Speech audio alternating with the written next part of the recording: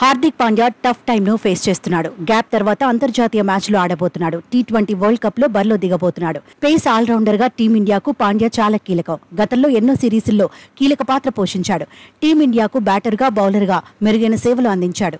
గత T20 world cup తర్వాత భారత జట్టుకు కెప్టెన్ గాను వ్యవహరించాడు. రోహిత్ శర్మ సైడ్ అయిన సమయంలో జట్టును లీడ్ చేశాడు. న్యూజిలాండ్తో పాటు స్వదేశంలోనూ కెప్టెన్ గా ఆకట్టుకున్నాడు.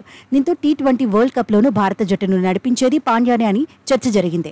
అందుకు తగినట్టే వన్డే ఫార్మాట్ లో రోహిత్ డిప్యూటీగా వ్యవహరించాడు. వైస్ కెప్టెన్ గా బాధ్యతలు చూసుకున్నాడు. కానీ వన్డే వరల్డ్ కప్ నుంచి పాండ్యాకు కష్టాలు మొదలయ్యాయి. బంగ్లాదేశ్ తో మ్యాచ్ లో గాయపడ్డాడు. ఆ తర్వాత అంతర్జాతీయ మ్యాచ్లకు దూరమయ్యాడు. గాయం నుంచి కోలుకోవడానికి చాలా సమయమే పట్టింది. కీలకమైన సిరీస్లకు దూరంగా ఉన్నాడు. డొమెస్టిక్ టోర్నీలోనూ ఆడలేదు. ఫిట్నెస్ సాధించి మళ్లీ ఐపీఎల్లోనే ఎంట్రీ ఇచ్చాడు.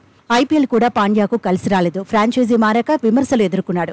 గుజరాత్ టైటాన్స్ కు సక్సెస్ఫుల్ కెప్టెన్ గా ఉన్న పాండ్యా ముంబై తరపున మాత్రం రాణించలేకపోయాడు. అభిమానులు కూడా హార్దిక్ ను కెప్టెన్ గా జీర్ణించుకోలేకపోయారు. జట్టులోనూ విభేదాలున్నాయన్న చర్చ జరిగింది. విదేశీ ప్లేయర్లు మాత్రమే పాండ్యాకు మద్దతుగా ఉన్నారని కథనాలొచ్చాయి. భారత ఆటగాళ్లు రోహిత్ కు మద్దతుగా నిలిచారని ప్రచారం జరిగింది. పైగా ముంబై ఇండియన్స్ దారుణంగా ఆడింది. వరుస పరాజయాలతో సతమతమైంది. వ్యక్తిగత ప్రదర్శన పరంగానూ పాండ్యా విఫలమయ్యాడు. అన్ని విభాగాల్లోనూ నిరాశపరిచాడు. దీంతో పాండ్యా ట్రోల్ అయ్యాడు. సోషల్ మీడియాలో ఇప్పటికీ హార్దిక్ ను ఫ్యాన్స్ ఆడేసుకుంటూనే ఉన్నారు.